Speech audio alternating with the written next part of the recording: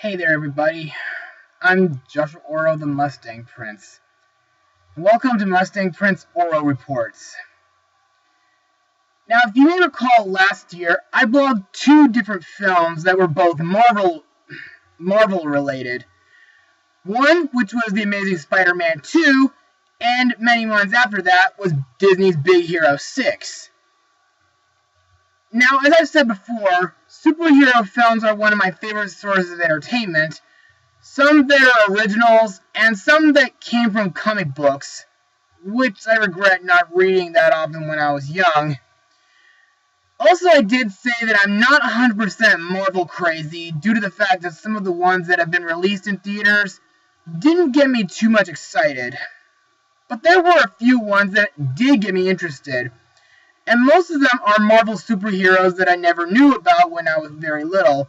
I mean, there was Captain America, there was Iron Man, and, well, there was also the Fantastic Four. There was also Thor, which I thought was mythology and didn't know was Marvel at the time. There was Wolverine and the X-Men, along with Ghost Rider. And today's blog is a new Marvel superhero film that stars another superhero that I never heard of before until now. Released on July 17th, 2015, the movie is Ant-Man. Now, let's get started.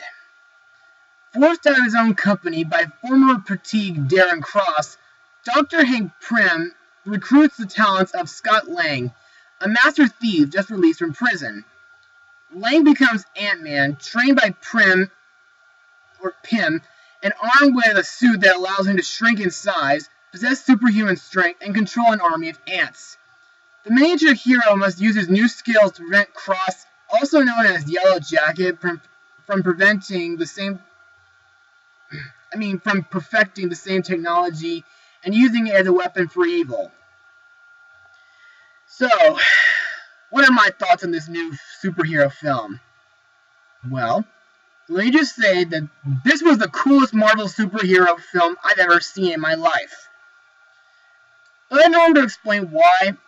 Let's move on to Mustang notes. But I gotta let you know I won't explain all the details. I'm just gonna explain a little summarized details instead. Now, development of an Ant-Man film began as early as the late 1980s, when Ant-Man co-creator Stan Lee pitched the idea to New World Entertainment, Marvel Comics' parent company at the time. However, Walt Disney Pictures was developing a film based on a similar concept, which was Honey, I Shrunk the Kids.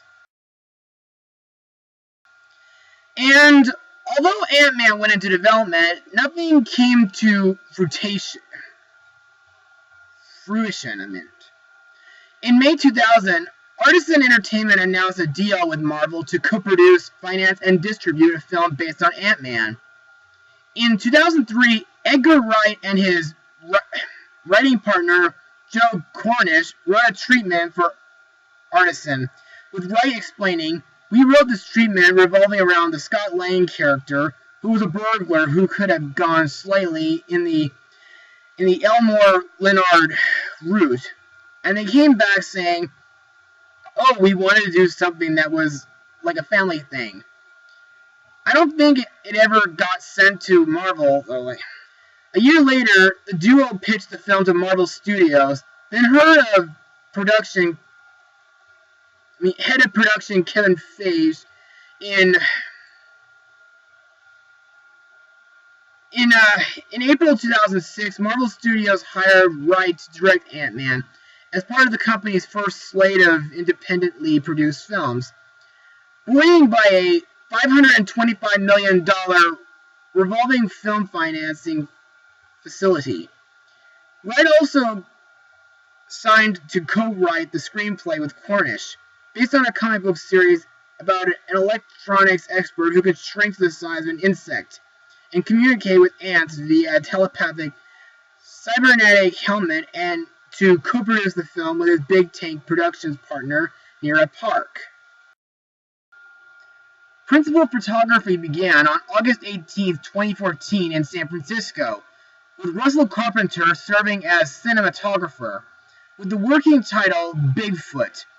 Scenes were scheduled to be shot in the Tenderloin neighborhood and Buena Vista Park.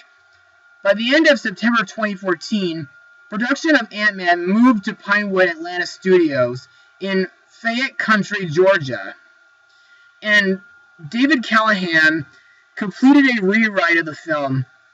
Filming also took place at the State Archives building in downtown Atlanta, to double as PIM Technologies, which is located on Treasure Island, San Francisco in the film. In October 2014, Martin Donovan was added to the cast, and Feige revealed that Ant-Man would no longer start Phase 3 of the Marvel Cinematic Universe, and would instead be the final film of Phase 2. Now, this film, in my eyes, was pretty different compared to the past Marvel films I've watched over the years. I thought it was pretty interesting seeing things in a bug's-eye view, even when the main hero is small. The action scenes can be really awesome, too. And now it's time to move on to the cast of this movie. Our main hero, Scott Lang, aka Ant-Man, is played by Paul Rudd, whom I only know as the jerk weatherman Derek Deedle from Monsters vs. Aliens. Now, Scott is a former systems engineer at VistaCorp and a petty criminal who acquires a suit that allows him to shrink in size but increase in strength. Now, in my eyes, he's more like the George Clooney kind of character, Danny Ocean's from the Ocean's 11 film. He's a guy trying to create a new life for himself and find redemption. I like his strength and ability to shrink and also to grow. Plus his stealthiness is pretty interesting. Even his army of different types of ants are really cool when it comes to communication and transportation. Also, I'm kind of jealous that Scott gets to ride an ant that, well, like this one, for example. Also, I love the fact that he's the kind of person who wants to be the hero that his little daughter Cassie sees him as. Next we come to Hope Van Dyne, played by Evangeline Lilly, who years ago was a cop in the Liz McGuire film. Now, Hope is the daughter of Hank Pym and Janet Van Dyne. She's also a senior board member of PIM Technologies, who secretly helps Darren Cross take over the company. She's also fairly capable, strong, and kick-ass, which is wonderful for her to play. But the most fun to play was just how messed up she was from being raised by two superheroes. Van Dyke's arc in the movie is trying to find a relation with Pym. I also find she's a memorable character too, and makes a nice love interest for Scott. Next up is our main villain, Darren Cross, aka Yellow Jacket, played by Corey Stoll. Darren is a former protege of Pym, who takes over Pym's company. He militarizes a similar version of the Ant-Man technology and creates a Yellow Jacket suit. It's like his suit that is like sort of like a next generation of Ant-Man suit. It could do everything that Ant-Man can do, but more. It's like more badass, more militaristic, and more sleeker. Kind of sort of like if Apple were to design a battle suit. However, he's not a villain in the vein of Thanos or Loki, who are villains that know it. Cross is like a guy who is not that dissimilar from Michael Douglas's character Hank Pym, but unlike Rudd, who wore a practical costume as Ant-Man, Stoll wore a motion capture suit while performing as Yellow Jacket.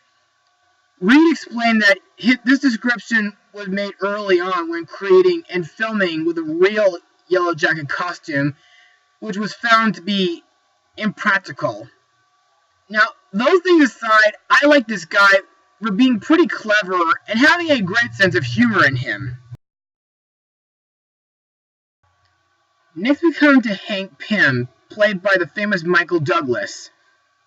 Hank is the original Ant-Man, who is a former S.H.I.E.L.D. agent. He's like a psychiatrist who in 1963 discovered the subatomic particles that make Ant-Man's transformation possible, and later mentors Lang to take over the role. He's sort of a Northern Californian formal guy. He's got a lab in his basement, plus a lot of other stuff that we find out about. He's certainly bitter about what happened in his company and deeply scared of what the future might hold. Because he himself, after having gotten small so many times, he looks and tries to find the guy that he can work with and has the right characteristics, which explains why he's my favorite character in the movie. Now, the last character I want to talk about is Louise, played by Michael Pena, who teamed up with Nicolas Cage in a film based on a horrifying tragic event in New York City on 9/11/2001. Now, Louise is Lang's former cellmate and a member of his heist team.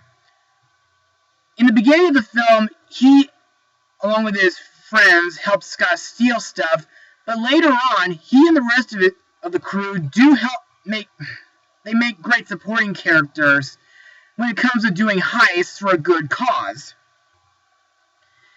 And now it's time to move on to my final words. Overall, Ant-Man has got to be Marvel's best film yet. The action and fight scenes are awesome, the effects are cool, especially with the use of the ants, and the acting is great compared to their comic book counterparts. If you guys want to see this awesome movie, then go see it now. I give this film a 96% out of 100. Well, that's it for today's episode, folks. Sure to tune in next time. Mustang Power!